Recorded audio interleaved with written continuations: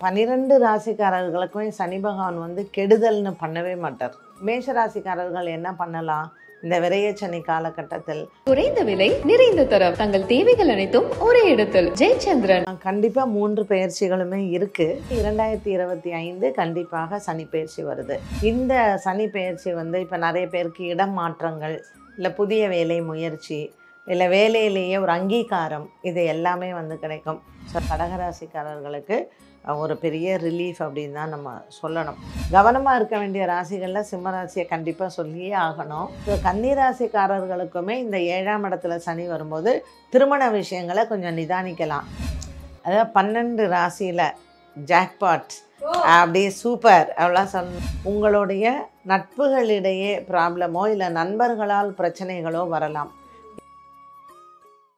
பக்தி கதைகள், பக்தி பாடல்கள் மற்றும் ஆன்மீக சொற்பொழிவுகள் மூலம் உங்கள் ஆன்மாவை தூய்மைப்படுத்துங்கள். இன்றைய ஆலய ஆப்பை டவுன்லோட் செய்யவும். 2025ஆம் ஆண்டிற்கான உங்களின் ராசி பலன்களை ஜோதிடர்கள் செல்வி, மகேஷ் ஐயர் மற்றும் முத்துக்குமார் அவர்களை நேரில் சந்தித்து கேட்டு தெரிந்து கொள்ளலாம். இடம் எல்ஏ ஸ்டுடியோஸ், நுங்கம்பாக்கம், சென்னை. முன்பதிவிற்கு திரையில் தெரியும் எண்ணிற்கு வாட்ஸ்அப் செய்யவும். ஆன்மீக நேயர்கள் அனைவருக்கும் அன்பார்ந்த வணக்கம். சந்தோஷமா மகிழ்ச்சியா இந்த 2024 கடந்து 2025ஆம் புத்தாண்டை நோக்கி நம்மளுடைய பயணம் போயிட்டு இருக்கு. எவ்வளவு கஷ்டங்கள், சிரமங்கள் எல்லாமே இருந்தாலும் இதுவும் கடந்து போகும் அப்படின்ற ஒரு நேர்மறை எண்ணத்தோடு தான் நம்ம புது வருஷத்தை அணுகிட்டு இருக்கோம். அந்த வகையில பிறக்கக்கூடிய இந்த புது வருடம் நமக்கு என்ன மாதிரியான நற்பலன்களை எல்லாம் கொடுக்க போகுது அப்படின்ற மிக முக்கியமான தகவல்களை இன்றைக்கு மிகச்சரியான ஒரு நபரிடம் கேட்டு தெரிஞ்சுக்க போறோம். ஜோதிட துறையிலேயே தனக்கென்று ஒரு தனித்துவத்தை வைத்துக்கொண்டு பயணம் செய்யக்கூடிய பெண்களுக்கெல்லாம் முன்னோடியாக திகழக்கூடிய ஜோதிட ஆலோசகர் ஸ்ரீமதி பாரதி ஸ்ரீதர் அவர்களை தான் இன்றைக்கு நாம சந்திக்க இருக்கின்றோம். வாருங்கள் சந்திக்கலாம். வணக்கம்மா. வணக்கம். தங்க தாரகை அப்படின்னு உங்களை வந்து நிறைய பேர் கொண்டாடுறதை எங்களால பார்க்க முடியுது. கமெண்ட் பாக்ஸ்ல கூட இப்போ நிறைய பேர் வந்து உங்களுக்கு வாழ்த்துக்களை கூட தெரிவிக்கிறதுக்கான வாய்ப்புகள் இருக்கு. ஏன்னா பெண்கள்ல ஜோதிட ஆலோசகர் அப்படின்ற அந்த துறையில நீங்க தனித்துவமா இருந்துட்டு வந்துட்டு இருக்கீங்க. உங்களுக்குமே இந்த 2025 எல்லா வளங்களையும் அள்ளி தரட்டும். கண்டிப்பா. எனக்கு தெரிஞ்சு நாம 2 பேருமே நிறைய பயணங்கள் வந்து செஞ்சிருக்கோம். அதனால 2025 உனக்கும் சரி, நம்ம ஆன்மீக கிளிட்ஸ் நேயர்களுக்கும் சரி. ஏன்னா 2024 அவ்வளோ ரொம்ப சிறப்பாக இல்லை, தனிப்பட்ட விதத்துலேயும் சரி, உலக அளவுலேயும் சரி. ஸோ 2025ஆம் ஆண்டு இறைவன் எல்லாருக்கும் எல்லா வளமும் தரணுங்கிற பிரார்த்தனை எனக்கும். சிறப்பு. இப்போ ஒரு சிலருக்கு ஒரு குழப்பம் இருக்குமா? இந்த 2025ல ஒரு சாரர் என்ன சொல்றாங்கன்னா 3 பெயர்ச்சிகளுமே இருக்கு அப்படின்னு சொல்றாங்க. ஒரு சாரர் வந்து அந்த மாதிரி எந்த பெயர்ச்சியும் இல்லை அப்படின்னு சொல்றாங்க. இதை முதல்ல நம்ம தெளிவுபடுத்திட்டோம்னா அடுத்து இந்த வருஷத்துல என்னென்ன அப்படின்றத நம்ம பார்க்கலாம். கண்டிப்பாக 3 பெயர்ச்சிகளுமே இருக்குது. ஏன்னா கிரகங்களினுடைய சுழற்சி அப்படின்னு பார்க்கும் பொழுது சனி பகவான் வந்து 2.5 ஆண்டு காலம் ஒரு ராசியில் இருப்பார். இது எதனால் இந்த குழப்பம்னா இந்த பஞ்சாங்கங்கள்னால தான். ஸோ திருக்கணிதப்படி அதை ஃபாலோ பண்ணுறவங்க வந்து சனி பெயர்ச்சி வந்து 2025ஆம் ஆண்டு மார்ச் மாதம் 29ஆம் தேதி அதிகாலை 2:29க்கு அவர் வந்து கும்பராசியிலிருந்து மீனராசிக்கு போகிறார். ஸோ இது வந்து திருக்கணித முறைப்படி ஃபாலோ பண்ணுறவங்க. ஆனால் வாக்கியப்படி பண்ணுறவங்க வந்து திருநள்ளாறில் எப்போ பெயர்ச்சியோ அப்போ தான் அவங்க எடுத்துப்பாங்க. ஸோ திருநள்ளாறில் நீ பார்த்தீங்கன்னா போன வருடம் தான் அவங்க பெயர்ச்சியே வந்து போட்டாங்க. ஸோ அது இன்னும் நம்ம வந்து ஒரு 1.5 ஆண்டு காலம் நம்ம அதற்காக வெயிட் பண்ணணும். ஆனால் திருக்கணிதப்படி பார்த்திங்கன்னா ஒரு 12 மாதம் வித்தியாசம் வரும் திருக்கணித பெயர்ச்சிக்கும் நம்மளுடைய வாக்கிய பெயர்ச்சிக்கும். ஸோ 12 மாதம்னா 1 இயர் ஆகுது. அதனால் 2025 கண்டிப்பாக சனி பெயர்ச்சி வருது. அடுத்தது குரு பெயர்ச்சி வந்து 12 மாதம் தான் குரு ஒரு ராசியிலே இருப்பார். அதனால் மே மாதம் அவங்களுக்கு வந்து குரு பெயர்ச்சியும் வருது. ராகு கேத்து பெயர்ச்சி வந்து அவர் 18 மாத காலம்தான் அவர் இருப்பார். அதனால் இந்த 2025ல் அந்த 18 மாதங்கள் நிரம்புது. ஸோ அந்த பெயர்ச்சியும் உங்களுக்கு வந்து 2025ல் வருது. ஸோ 3 பெயர்ச்சிகளுமே அடுத்த வருடம் வந்து இருக்கத்தான் செய்யுது. ஒரு பொதுவான கேள்விமா, பொதுவாக ஒரு பெயர்ச்சி வந்தாலே இதுக்கு பரிகாரம் செய்யணுமா, பலன்கள் இருக்குமா அப்படின்னு பயப்படக்கூடிய மக்களுக்கு ஒரே வருடத்துல 3 பெயர்ச்சியுமே வருதே, இது வந்து நமக்கு நற்பலன்களை தானே கொடுக்கும், இது வந்து வேற மாதிரி நமக்கு எதுவும் உபாதைகளை ஏற்படுத்திடாதில்ல அப்படின்ற ஒரு பயம். நான் என்னன்னா பெயர்ச்சிகள் எப்பொழுதுமே அது இயற்கை, அது சுழற்சி இருந்துட்டே இருக்கும். ஆனா மக்களை பயமுறுத்துறது நம்ம யூடியூபர்ஸ் தான். அதாவது ஒரு கண்டென்ட் வேணும், வியூஸ் வரணுங்கிறதுக்காக எதை வேணாலும் சொல்கிற யூடியூப்ஸ் இருக்குது இன்றைக்கி. ஸோ அதை பார்த்து மக்கள் வந்து பயந்து குழம்பி போய் ஜோதிடம் தெரியாதவர்களும் இன்றைக்கி ஜோதிடம் பேச ஆரம்பிச்சிட்டாங்க. அவங்கவுங்க தனித்தனியாக ஒரு சேனலை ஆரம்பித்து. ஸோ விஷயமே தெரியாமல் ஜோதிடத்தை பற்றி பேசும்பொழுது மக்கள் கண்டிப்பாக குழம்புவாங்க. அதனால் மக்கள் வந்து என்ன தெளிவாக இருக்கணும்னா, எந்த யூடியூப்பில் எந்த ஜோதிடர் கரெக்டாக சொல்லுவாங்கன்னு பார்த்து அதை ஃபாலோ பண்ணணும். நீங்கள் எல்லா யூடியூப்பும் பார்க்கலாம், தப்பே கிடையாது. பட் ஃபாலோ பண்ணுறதுங்கிறது யார் சொல்கிறாங்க அப்படிங்கிறத எடுத்துகிட்டு ஃபாலோ பண்ணாங்கன்னா பயமே கிடையாது. உங்களுக்கான ஒரு தெளிவை பாரதிமா வந்து சிறப்பாக கொடுத்துருக்காங்க. ஸோ இன்னைக்கு இவங்க கிட்ட நம்ம கேட்க போகிற தகவல் என்னன்னா, வரக்கூடிய இந்த சனி பெயர்ச்சி நமக்கு என்ன மாதிரியான பலன்களை கொடுக்க போகுது, எந்தெந்த ராசிக்காரர்கள் எல்லாம் பத்திரமாக இருக்கணும், எந்தெந்த ராசிக்காரர்கள் எல்லாம் மகிழ்ச்சியா பணவரவுக்காக எதிர்பார்த்து இருக்கணும், இந்த மாதிரி பல தகவல்களை கேட்க போறோம். ஸோ 2025 நீங்க சனி பெயர்ச்சி இருக்கு அப்படின்றத நீங்க சொல்லியிருக்கீங்க. ஸோ இந்த சனி பெயர்ச்சி அப்படின்றது பொதுவா எல்லா ராசிக்காரர்களுக்கும் எப்படி அமையுமா? 12 ராசிக்காரர்களுக்குமே சனி பகவான் வந்து கெடுதல்னு பண்ணவே மாட்டார். கிரகங்கள் எப்பவுமே வந்து இவனுக்கு நான் கெட்டது செய்யணும்னு செய்யாது, மனிதர்கள் கண்டிப்பாக செய்வாங்க. ஒரு மனுஷனை வந்து குளிப்பறிக்கணும், அவனை கீழே தள்ளணுன்னா மனிதனை தான் நம்பக்கூடாதே தவிர கிரகங்களை தாராளமாக நம்பலாம். ஸோ சனி பகவான் எனக்கு கெட்டது செய்வார், உனக்கு நல்லது செய்வார்லாம் கிடையாது. அவர் வந்து ஒரு நீதி அரசன். நீ என்ன புண்ணியம் பண்ணியிருக்கியோ அதுக்கு நல்லது பண்ணுறாரு, நீ என்ன பாவம் பண்ணியிருக்கியோ அதற்கான கெட்ட நீ வந்து அந்த காலத்தில் கஷ்டப்படணும் அப்படிங்கிறது. ஸோ நம்ம மக்களுக்கு என்னென்னா, நான் கஷ்டமே படக்கூடாது அப்படிங்கிற ஒரு தாட் எல்லாருக்குமே இருக்குது, விச் இஸ் வெரி ராங். நீ கஷ்ட காலத்தையும் பார்த்தா தான் உனக்கு நல்ல காலம் வரும்பொழுது அதை அனுபவிக்கக்கூடிய சந்தோஷங்களும் வரும். ஸோ 7.5 சனி விடுறது அப்படிங்கிறது பார்த்தீங்கன்னா மகர ராசிக்காரர்களுக்கு 7.5 சனி விட்டுரும். அது வந்து அவங்களுக்கு ஒரு பெரிய ரிலீஃப் அப்படின்னு சொல்லலாம். மேஷ ராசி எடுத்துட்டேன்னா அவங்களுக்கு 7.5 சனி ஆரம்பம். ஸோ சனி பகவான் வந்து கும்பராசியிலேருந்து அவர் மீன ராசிக்கு போகிறார். மீன ராசிக்கு போகக்கூடிய சனி பகவான் வந்து அப்போ மேஷராசிக்காரர்களுக்கு விரயச்சனி அப்படின்னு சொல்லுவோம். மேஷராசிக்காரர்கள் என்ன பண்ணலாம், இந்த விரயச்சனி காலகட்டத்தில் இந்த ஏஜ் வைஸ் நம்ம பிரிச்சுக்கணும். ஸோ இந்த ஆரம்பத்தில் இருக்கக்கூடிய சனி பகவான்னா அதுங்களுக்கு கொஞ்சம் உடல் ஆரோக்கியம் இதெல்லாம் படுத்தும். நடுவயது 30 வயதுலேருந்து 60 வயதில் இருக்கிறவங்களுக்கு வந்து இந்த சனி வந்து அவங்களுக்கு வாழ்க்கையில் இதுக்கு கடன் படணும்னு சொல்கிறது, வீடு வாங்கிறது, நீ கல்யாணம் பண்ணிக்கிறது, புதிய உறவுகளை தேடிக்கிறது, அந்த புதிய உறவுகள்னால உனக்கு சில பிரச்சனைகள் வர்றது, இதெல்லாம் 60 வயதுக்கு மேலே கடந்தவர்களுக்கு உடல் ஆரோக்கியம். ஸோ இதைத்தான் சனி பகவான் மேஷராசிக்காரர்களுக்கு செய்வார். நீ எந்த வயதில் இருக்கியோ அதற்கு தகுந்தா போல் இந்த 2.5 ஆண்டு காலமும் உங்களுக்கு நீங்கள் பார்த்துக்கலாம். பட் அடுத்த பயிற்சிகள் வருது இல்லையா, இப்போ குரு பயிற்சி வருது, ராகு கேது பயிற்சி வரும்போது ராகு வந்து லாபத்தில் போயிடுறார், அதனால் பெரிய அளவுக்கு பாதிப்புகள் இல்லை. குரு பகவான் 3ஆம் இடத்துக்கு போயிடுறார், அதனாலேயும் பாதிப்பு இல்லை. ஸோ மேஷராசிக்காரர்களுக்கு அவங்களுடைய பொருளாதாரத்தில் நான் எப்படி செலவு பண்ணணும் அப்படிங்கிற ஒரு கணக்கு வச்சுருந்தாங்கன்னா பாதிப்புகள் பெரிதளவுக்கு இருக்காது. ஆஸ் யூஷுவல் நம்ம சனிக்கு பண்ணக்கூடிய பரிகாரங்கள் அப்படின்னு நீங்கள் பார்த்தீங்கன்னா, சனிக்கிழமை தோறும் ஆஞ்சநேயருக்கு வந்து அவங்க செய்கிறது, வெண்ணெய் காப்பு சாத்தலாம், அடுத்தது வெத்தலை மாலை சாத்தலாம், விஸ்வரூப் ஆஞ்சநேயர் தரிசனங்கள் பண்ணலாம். எத்தனை கோயில்களுக்கு போக முடியுமோ அவங்க போயிட்டு ஆஞ்சநேயர் ஆலயங்கள் போயிட்டு தரிசனம் செய்யலாம். இது மேஷ ராசிக்காரர்களுக்காக சொல்லியிருக்கீங்க. இப்போ இந்த சனி பெயர்ச்சி ரிஷப ராசிக்காரர்களுக்கு என்ன மாதிரியான பலன்களை கொடுக்குமா? ரிஷப ராசிக்காரர்களுக்கு இதுவரையில் 10ஆம் இடத்தில் இருந்த சனி பகவான் ரொம்ப நிறைய ஒர்க் ப்ரெஷர் கொடுத்துருப்பாங்க. ஸோ நீங்கள் வந்து ஒரு டிஃபால்ட்டாக இந்த 2024 ரிஷப ராசி எடுத்திங்கன்னா உடல் ஆரோக்கிய பாதிப்பு ஸ்ட்ரெஸ்னால நிறையா இருக்கும், வேலை கண்டிப்பாக. ஸோ அவங்களுக்கெல்லாம் ஒரு பெரிய ரிலீஃப் இருக்கும். இந்த சனி பெயர்ச்சி வந்து இப்போ நிறைய பேருக்கு இடம் மாற்றங்கள், இல்லை புதிய வேலை முயற்சி, இல்லை வேலையிலேயே ஒரு அங்கீகாரம், இது எல்லாமே வந்து கிடைக்கும். ஸோ அது அரசு பணியில் இருக்கிறவங்களுக்கு ரொம்ப பெரிய சிறப்பை வந்து தரும். ஸோ ரிஷபராசிக்காரர்களுக்கு லாபத்தில் வரக்கூடிய சனி அது நல்ல விதமாக அவங்களுக்கு இருக்கும், லாபமாகவே இருக்கும். இந்த 2025 சனி பகவான் பாசிட்டிவ் சைட்ல ரிஷபராசியை தூக்கி நம்ம வச்சிடலாம். ஓகே, இப்போ மிதுன ராசிக்கு எப்படி இருக்கும்? மிதுன ராசிக்காரர்களுக்கு வந்து இப்போ 10ஆம் இடத்துல ராகு இருக்காரு, 9ஆம் இடத்துல சனி இருக்கார். இந்த சனி வந்து 10ஆம் இடத்துக்கு போகிறார், அதனால் நிறைய ஒர்க் இருக்கும். இப்போ இதில் என்னென்னா, இத்தனை நாள் வேலையே இல்லை, நான் கஷ்டப்பட்டுட்டு இருக்கேன்னு சொல்கிறவங்களுக்கு நிறைய வேலை வரும். அதனால் அவங்கெல்லாம் வந்து வரக்கூடிய ஆப்பர்ச்சுனிட்டிஸாக ஒரு 10 ரூபாய்க்கு வேலை வந்தால் கூட எடுத்துக்கலாம். இந்த 10 ரூபாய்க்கு வரக்கூடிய வேலை வந்து நாளைக்கு உங்களுக்கு அது 100 ரூபாயாக கூட மாறும். 10 ரூபா தானே, 100 ரூபா வர வரைக்கும் நான் வெயிட் பண்ணுறேன்னு சொல்கிறவங்களுக்கு நஷ்டம். அதனால் சின்ன வேலையாக இருந்தால் கூட அக்செப்ட் பண்ணிட்டு பண்ணால், ராகு கேது பெயர்ச்சி வரும்போது அவங்களுக்கு அது ராகு பாக்கியத்துக்கு போவார், அது அவங்களுக்கு லாபத்தை தரும். அதனால் மிதுன ராசிக்காரர்களுக்குமே ஆப்பர்ச்சுனிட்டிஸ் நிறைய ஓப்பன் அப் ஆகும். வரக்கூடிய வாய்ப்புகளை பயன்படுத்திக்கணும். இப்போ அவங்களுக்கு ஏதேனும் பரிகாரங்கள் அந்த மாதிரி? கண்டிப்பாக மிதுன ராசிக்காரர்கள் வந்து சனிக்கிழமையில் சக்கரத்தாழ்வாருக்கு பண்ணலாம். நரசிம்மரும் சுதர்சன ஆழ்வாரும் சேர்ந்த இது வந்து ரொம்ப பவர்ஃபுல்.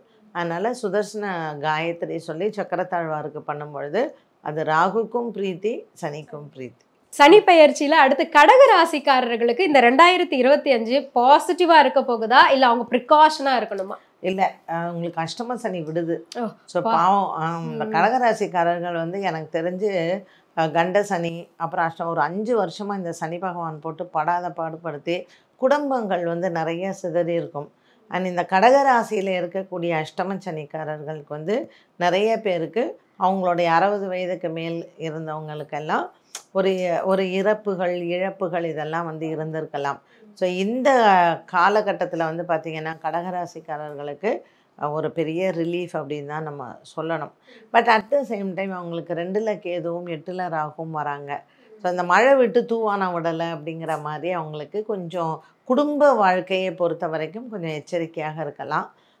ஆரோக்கிய சம்மந்தப்பட்டதுலேயும், ஏன்னா விரயத்தில் குரு வரார். ஸோ நமக்கு சனி விட்டாலும் இந்த ராகு கேது குரு வந்து ஒரு செக் மாதிரி. அதனால் கடகராசிக்காரர்கள் வந்து செலவு சம்மந்தப்பட்டதோ குடும்ப விஷயமோ இல்லை இந்த வருஷம் திருமணம் செய்ய போகிறாங்க அப்படின்னா அவங்கெல்லாம் கொஞ்சம் கவனமாக இருக்கிறது நல்லது. ஸோ கடகராசிக்காரர்கள் வந்து பரிகாரம் அப்படின்னு பார்க்கும்போது வியாழக்கிழமையில் குரு பகவானுக்கு பண்ணுறது ராகு, ஏன்னா நவகிரக வழிபாடை வியாழக்கிழமையில் பண்ணுறது சிறப்பு. இப்போ பொதுவான பலன்கள்ல பார்த்தீங்கன்னா இந்த சனி பெயர்ச்சி எல்லோருக்குமே உடல் ஆரோக்கியத்தை பொறுத்த வரைக்கும் பொதுவாக எப்படி இருக்குமா, இல்லை எல்லோருமே கவனமாக தான் இருக்கணுமா? இல்லை, ஆமாம். ஏன்னா இப்போ இன்னும் வருடங்கள் வர வர இந்த கிரகங்களினுடைய மாற்றங்கள் வந்து உலக அளவில் பல புதிய நோய்கள் வரத்தான் செய்யும்.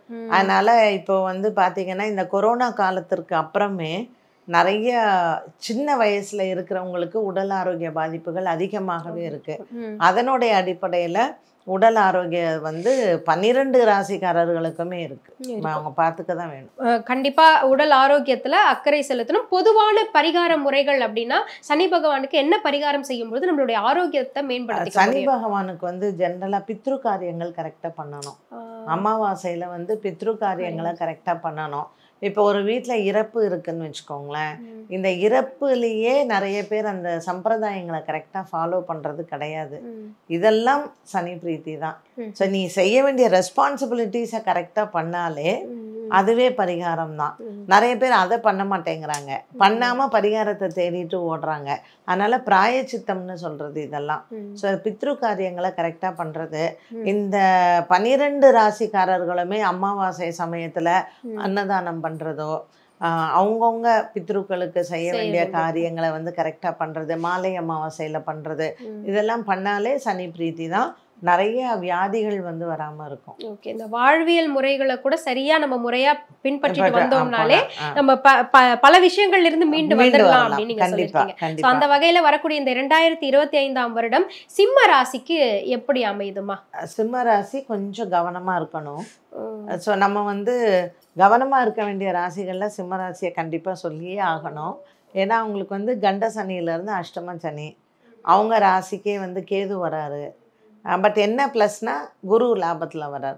ஸோ ஃபினான்ஷியலாக அவங்க வந்து ப்ராப்ளம் இருக்காதா எப்படிமா? ஆமாம், ஃபினான்ஷியலாக கொஞ்சம் ப்ராப்ளம் இல்லை அப்படின்னா கூட குடும்ப சூழ்நிலைகள் இதெல்லாம் வந்து அதை என்ஜாய் பண்ண விடாமல் இருக்கும். கணவன் மனைவிக்குள்ள மனஸ்தாபங்கள், இல்லை குடும்பம் பிரிஞ்சு இருக்கிறது, இந்த மாதிரியான ஒரு சூழ்நிலைகள் எல்லாம் அவர்களுக்கு வரலாம். அதனால் சிம்மராசிக்காரர்கள் வந்து ஆரோக்கியத்துலேயும் கேர்ஃபுல்லாக இருக்கணும், குடும்ப வாழ்க்கையிலையும் கேர்ஃபுல்லாக இருக்கணும். ஸோ 2025ல் நான் லவ் பண்ணேன், கல்யாணம் பண்ணுறேன் அப்படின்னு சொல்கிறவங்க கொஞ்சம் திருமண விஷயங்கள்ல கொஞ்சம் பொறுமையா நிதானிச்சு இருக்கணும். பண்றதே நல்லது, இல்ல அதுக்கு அடுத்த வருஷம் கூட பண்ணிக்கலாம். கணவன் மனைவி உறவு அப்படின்னு நீங்க சொன்னாலே பாரதி ஸ்ரீதர்மா சொன்ன பள்ளியறை பூஜை தான் எங்களுக்கு எப்பவுமே ஞாபகம் வருது. அது இன்னும் நிறைய தம்பதிகள் தொடர்ந்து அதை ஃபாலோ பண்ணிக்கிட்டு இருக்கிறத நான் கண்ணார நான் பார்க்கவும் செய்யறேன். பல பேர் சொல்றதையும் நான் இப்பவும் கேட்டுட்டு இருக்கேன். அதை இந்த தருணத்துல சொல்லணும்னு நான் நினைச்சேன். கண்டிப்பா. உண்மையிலே உங்களுக்கு அதற்காக நான் நன்றி சொல்லணும். அடுத்து கன்னி ராசி பத்தி சொல்லுங்கம்மா. இந்த 2025 சனி பெயர்ச்சி. கன்னிராசிக்காரர்களுக்கு வந்து கேது மாறுறாரு அவங்களோட இதுல இருந்து. சனி பெயர்ச்சியை பொறுத்த வரைக்கும் இப்போ வந்து அவங்களுக்கு 6ல் இருக்கிற சனி 7ஆம் இடத்திற்கு போறாரு. ஸோ கண்ட சனி அப்படின்னு சொல்றது. ஸோ கன்னிராசிக்காரர்களுக்குமே இந்த 7ஆம் இடத்துல சனி வரும்போது திருமண விஷயங்களை கொஞ்சம் நிதானிக்கலாம். ஏஜ் ஆயிடுச்சு அதனால கல்யாணம் பண்ணணும் அப்படின்னு சொல்லாம கொஞ்சம் பொறுமையா இருந்து அவங்க இன்னும் 1 வருஷம் கடந்து கூட கல்யாணம் பண்ணிக்கலாம். பட் அவங்களுக்கு வந்து பொருளாதார ரீதியா வந்து பாத்தீங்கன்னா குருவும் 10ஆம் இடத்துக்கு வரார். வேலை விஷயம் கல்யாண விஷயத்துல நிதானிச்சு பண்ணலாம். இது வரைக்கும் பாக்கியத்துல இருந்த குரு நல்லதை பண்ணிட்டு இருந்தாரு. இப்ப சனி பகவான் வந்து மாற்றம், ராகு வந்து 6ஆம் இடத்துக்கு வருவார். ஸோ பொருளாதாரத்தில் நல்ல உங்களுக்கு முன்னேற்றம் இருந்தாலும் கூட கணவன் மனைவி ஒற்றுமையோ இல்லை புதுசா கல்யாணம் ஆகிற தம்பதிகளோ அதுல வந்து பிரச்சனைகள் வரும். அதனால அவங்க கவனமா பிரிகாஷனா இருக்கணும். சோ பிரிகாஷன் லிஸ்ட்ல கண்ணியும் உண்டு. ஆமா. அடுத்து துலாம் ராசிக்காரர்கள், இவங்களுக்கு சனி பெயர்ச்சி இந்த 2025ல எப்படி? அதாவது 12 ராசியில ஜாக்பாட் அப்படியே சூப்பர் அவ்வளோ சொன்னா துலாம். கேட்கவே சந்தோஷமா இருக்கு. ஆமா, ஏன்னா பாவம் அந்த துலாம் ராசி நேயர்கள் எனக்கு தெரிஞ்சு எதிர்பார்ப்புகள் நிறைய இருந்து ஏமாற்றம் நிறைய இருந்திருக்கும் இந்த ஸோ குரு வந்து எல்லா கிரகங்களும் பாருங்களேன் துலாம் ராசிக்காரர்களுக்கு சாதகமாக போகிறாங்க. அதனால் இப்போது சனி பகவான் வந்து மாற்றம்னா 6ல் போகிறாரு, நல்ல பணம் வரும். அதுக்கு அனுகிரகமாக குரு 9ல் போயிடுறாரு. இது நாள் வரைக்கும் கேது 12ல் இருந்தார், அவர் லாபத்தில் போயிடுறாரு. அதனால் 6ல் சனி, பாக்கியத்தில் குரு, லாபத்தில் கேது. நல்ல டக்கர் அப்படின்னு சொல்லிடலாம். துலாத்துக்கு வந்து உண்மையிலேயே இப்ப நிறைய பேர் துலா ராசிக்காரங்க நினைச்சுப்பாங்க இப்படிதான் வருஷம் வருஷம் நம்மளும் கேட்குறோம் அப்படின்ட்டுன்னு. பட் அவரவர்களினுடைய தசா காலங்கள் அப்படிங்கிறது இருக்கு. பட் இன் ஜென்ரல் இந்த 2024ல் எவ்வளோ கீழே இருந்தாங்களோ அதற்கு நல்ல ஒரு முன்னேற்றம் அப்படிங்கிறது துலாம் ராசி உண்டு. ஸோ துலாம் ராசி நேயர்களே, விஷ் யூ ஆல் சக்சஸ். இந்த நியூ இயர் வந்து உங்களுக்கு ரொம்ப மகிழ்வா இருக்க போகுது. கையில எவ்வளவு செல்வம் சேர்ந்தாலும் கொஞ்சம் அப்படியே தானம் தர்மம் இதற்கும் சேர்த்து செஞ்சீங்க அப்படின்னா கூடுதல் புண்ணியமும் நமக்கு வந்து கிடைக்கும். ரொம்ப அழகா உங்களுக்காக சொல்லியிருக்காங்க. அடுத்து விருச்சிக ராசிக்காரர்களுடைய சனி பயிற்சி பலன் எப்படி இருக்கும் தெரிஞ்சுக்க ஆவலா இருக்கும். நாங்க விருச்சிக ராசினியர்கள் கொஞ்சம் கவனமா தான் இருக்கணும். ஏன்னா இதில் வந்து இப்போ 4ல் இருக்குது சனி, அது கொஞ்சம் சுமார் தான், அர்த்தாஷ்டம சனின்னு சொல்லுவோம். 5ஆம் இடத்துக்கு போகிறார். ஸோ நம்மளுடைய பூர்வ புண்ணிய பலம் அது 5 அப்படிங்கிறது. 4ஆம் இடத்துக்கு ராகு வருவார். உங்களுடைய நட்புகளிடையே ப்ராப்ளமோ இல்லை நண்பர்களால் பிரச்சனைகளோ வரலாம். எதனால் நான் சொல்கிறேன்னா, இப்போது குரு 7ல் இருக்கார், நல்லா இருக்கு. குரு மாறிட்டார்னு வச்சுக்கோங்களேன், 8ஆம் இடத்துக்கு போகும்பொழுது கொஞ்சம் பிரச்சனையை கொடுப்பார். அதனால் நமக்கு பூர்வ புண்ணியத்தில் வந்து சனி வரும்பொழுது ராகு 4ல் இருக்கும் பொழுது கேத்து 10ல் இருப்பார். அதனால் வேலை விஷயங்கள் ஒன்றும் இந்த பேக் ஸ்டாப்னு சொல்லுவோம் பார்த்தீங்களா, கூட இருந்தே குழி பறிக்கிறதுன்னு. அதனால் புதுசாக நண்பர்கள் இல்லை அவனுக்கு நான் கடன் வாங்கி கொடுத்தேன், ஜாமீன் கையெழுத்தை போட்டேன், இந்த மாதிரி எல்லாம் கொஞ்சம் அவங்க கவனமாக இருக்கணும். விருச்சிக ராசி நேயர்கள் கண்டிப்பாக இவங்கெல்லாம் வந்து நீங்கள் எப்போவுமே சனி ராகு கேது எந்த கிரகமாக இருந்தாலும் கருடனுக்கு விளக்கேற்றுறது ரொம்ப விசேஷம். ஸோ இந்த விருச்சிக ராசிக்காரர்கள்லாம் வியாழக்கிழமை இல்லை ஞாயிற்றுக்கிழமை கருடனுக்கு விளக்கேற்றினாலே பாதுகாப்பாக இருக்கலாம். சிறப்புமா. அடுத்து வந்து தனுசு ராசிக்காரர்கள், இவங்களுக்குமே எல்லாருமே வந்து கொஞ்சம் பாசிட்டிவா தான் சொல்லிட்டு இருக்காங்க. உங்களுடைய பார்வையில இந்த சனி பெயர்ச்சி? தனுசு ராசிக்காரர்களுக்கு 3ல் இருந்து 4ஆம் இடத்திற்கு சனி போறாரு. 4ல் இருக்கிற ராகு 3ஆம் இடத்துக்கு வராரு. ஸோ இந்த சனி ராகு இன்டர்சேஞ்ச் வந்து தனுசு ராசி நேயர்களுக்கு பெரிய அளவுக்கு ஒன்றும் மாற்றத்தை கொடுக்காது. ஆனா குரு வந்து 7ல் போயிடுறாரு. அதனால பார்வை குருவுக்கு எப்பவுமே பார்வை தான். சனிக்கு எப்பவுமே ஸ்தான பலம்னு சொல்லுவோம். அவர் எந்த இடத்துல உட்கார்றாரோ ஸ்தான பலம். குருவுக்கு வந்து திருஷ்டி, பார்வை பலம். ஓகேவா? அப்போ இந்த குரு 7ஆம் இடத்துக்கு போகும் பொழுது தனுசு ராசிக்காரர்களுக்கு மற்ற எந்த கிரகம் எங்கே இருந்தாலும் கவலை இல்லை. இல்ல. அண்ட் இப்போ வந்து உங்களுக்கு கேத்து வந்து பாக்கியத்துக்கு போயிடுவார். ஸோ இந்த 2025ல தனுசு ராசிக்காரர்கள் நிறைய பித்ரு காரியங்கள் செய்யலாம். ஓகே. இந்த அமாவாசைக்கெல்லாம் போயிட்டு ராமேஸ்வரம்ல சாமி கும்பிட்றது, காசி கயா போகிறது, அவள் அப்பா அம்மாக்கெல்லாம் காசி கயாவில் போய் அங்கே போய் பித்ரு காரியம்லாம் பண்ணும் பொழுது அந்த ஆசீர்வாதம் முழுமையாக வரும். அப்போ 7ஆம் இடத்துல இருக்கிற குருவுக்கு நீ 9ஆம் இடத்துல கேதுவுக்கும் நீ பண்ணுறச்சே இந்த சனி பகவானால் எந்த விதமான பிரச்சனையும் வராது. அதனால் எப்போவுமே ஒரு ஒரு கிரகம் மாறுறது அப்படின்னா மற்ற கிரகம் பலமாக இருக்கும் பொழுது நம்ம கம்பைன் பண்ணிக்கணும். அப்போ உங்களுக்கு நல்லது நடக்கும். ஸோ தனுசு ராசினியர்களுக்கு அது நல்லாவே கரெக்டாக செட் ஆகுது, அவங்க பண்ணலாம். அதே மாதிரி ஓப்பனிங்லேயே சொல்லிட்டீங்க, 7.5 சனி விடக்கூடிய மகர ராசிக்காரர்கள் ரிலீஃபா இருப்பாங்கன்னு. அவங்களுக்கு இன்னும் கூடுதலா என்ன மாதிரி ப்ரிகாஷனரியா இருக்கணுமா, இல்லை என்ன செய்யணுமா அவங்க? இவங்களுக்கு 7.5 சனி விட்டுருது, அதனால அது ஒரு பெரிய ரிலீஃப் அப்படின்னு சொல்லணும். பட் குரு வந்து 6ஆம் இடத்துக்கு போறார். இப்போ 5ல் இருக்கார், அவர் மே மாதம் 6ஆம் இடத்துக்கு போவார். ஸோ இந்த மாற்றத்தில் வந்து மகர ராசிக்காரர்கள் வந்து பொருளாதார ரீதியாக கொஞ்சம் கவனமாக இருக்கலாம். ஸோ செலவு நிறையா வரும். ஏன்னா ராகுவும் மாறுறாரு. ஸோ 2ல் ராகு 8ல் கேத்து. பயப்படுற அளவுக்கு எதுவும் இல்லை அப்படின்னா கூட எச்சரிக்கை அப்படிங்கிறது கண்டிப்பாக இருக்கணும். ஸோ இப்போ இந்த நமக்கு வெதர் ரிப்போர்ட் மாதிரி தான், எத்தனாவது நம்பர் கொடி ஏறுது அப்படின்னுவாங்க இல்லைங்களா, அது கடைசி நிமிஷம் தான் தெரியும். ரெட்டா கிரீனா இல்ல ஆரஞ்சு அப்படின்றீங்க இப்போ நீங்க. ஆமா ஆமா, அந்த மாதிரி மகர ராசிக்கு. பட் கண்டிப்பாக 7.5 சனியிலிருந்து ஒரு பெரிய ரிலீஃப் வந்து அவங்களுக்கு ஒரு 7 வருட காலம் அவங்க கடந்து வந்த பாதையிலிருந்து ஒரு மாற்றம் நல்லாவே இருக்கும். அதனால் சந்தோஷமான ஒரு ஆண்டு தான் சொல்லணும். வீடு வாங்கலாம், சில பேருக்கு இடமாற்றங்கள் இருக்கும், கடனில் இருக்கிறவங்களுக்கெல்லாம் கடன் தொல்லையெல்லாம் நிவர்த்தி ஆகும். ஸோ ஒரு பெரிய மன ரீதியான ஒரு தெம்பு வந்து அவங்களுக்கு கிடைக்கும். அப்போ பாசிட்டிவ் சைடில் தான் நம்ம மகரமும் வைக்கிறோம். அடுத்து நம்ம பார்க்க போகிறது கும்ப ராசிக்காரர்கள். இவங்களுக்கு எப்படி இருக்குமா சனி பயிற்சி? கும்பராசி வந்து கொஞ்சம் நம்ம சிம்ம ராசி மாதிரி தான், ஒரு டேஞ்சர் ஜோன்லேயே இருக்கிறவங்க. ஏன்னா ஜென்ம சனி விடுது, ஜென்மத்துக்கு ராகு வரார். அப்போ 7ல் வந்து அவங்களுக்கு கரெக்டாக சூரியன் வீடுல கேது அப்படிங்கும் பொழுது சில கொஞ்சம் ஏஜ்டாக இருக்கிறவங்களுக்கு, ஹஸ்பண்ட் அண்ட் ஒய்ஃப் ஏஜ்டாக இருக்கிறவங்களுக்கு ஒரு 7.5 சனி காலத்தில் ஒரு ஜென்மத்தில் ராகு அண்டு 2ல் வந்து அவளுக்கு சனி அண்ட் 8ல் கேத்து இருக்கும்போது ஆரோக்கியம் சம்மந்தப்பட்ட விஷயம்.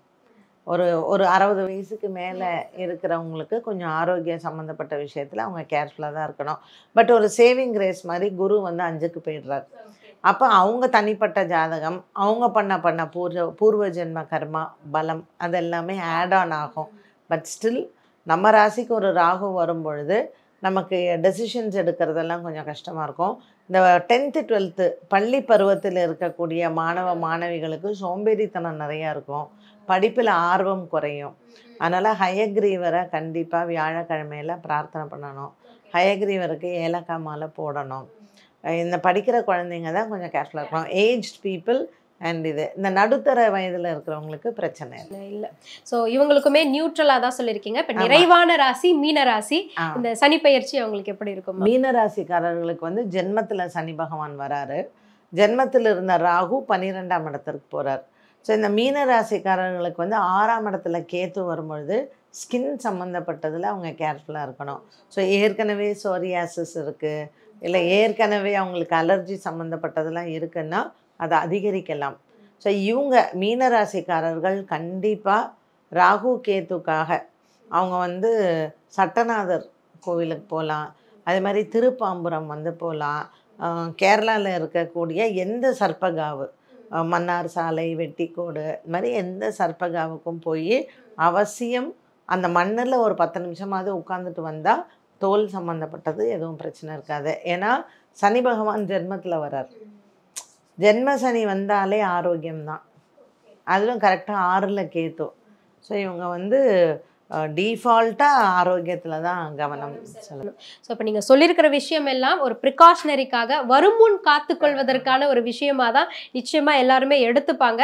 அதற்கான பரிகாரங்களையும் நீங்கள் சொன்னது அவங்களுக்கு ரொம்ப நிறைவாக இருந்திருக்கும், ஒரு ரிலாக்ஸாக இருந்திருக்கும். கண்டிப்பாக பார்க்கக்கூடியவங்க உங்கவுங்க ராசிக்கு என்னென்ன பரிகாரங்கள் என்னென்ன ஆலயங்களுக்கு செல்லணும்னு சொல்லியிருக்காங்களோ நிச்சயமாக அங்கே போய் உங்களுக்கான அந்த பரிகார முறைகளை செஞ்சுட்டு வெற்றியோடு திரும்பி வாங்க. ரொம்ப நன்றிம்மா. இந்த சனி பயிற்சி கேட்கும் பொழுது எல்லாமே எங்களுக்கு பாசிட்டிவாக இருந்தது. நெகட்டிவாக இருக்கக்கூடிய விஷயத்துக்கு கூட ஒரு பிரச்சனையும் இல்லை, இப்படி பண்ணீங்கன்னா நம்ம பாசிட்டிவாக மாற்றிக்கலாம் அப்படின்ற மாதிரி எடுத்து சொல்லியிருக்கீங்க. தொடர்ந்து அடுத்தடுத்த பதிவுகளில் நம்ம சந்திக்கலாமா? நன்றி. குறைந்த விலை நிறைந்த தரம் தங்கள் தேவைகள் அனைத்தும் ஒரே இடத்தில். ஜெயச்சந்திரன். மந்திரங்கள், பக்தி கதைகள், வேதங்கள், பக்தி பாடல்கள் மற்றும் ஆன்மீக சொற்பொழிவுகள் மூலம் உங்கள் ஆன்மாவை புனிதப்படுத்துங்கள். இன்றே ஆலயா ஆப்பை டவுன்லோட் செய்யவும். இப்போது ஆப் ஸ்டோர் மற்றும் பிளே ஸ்டோரில் அவைலபிளாக உள்ளது.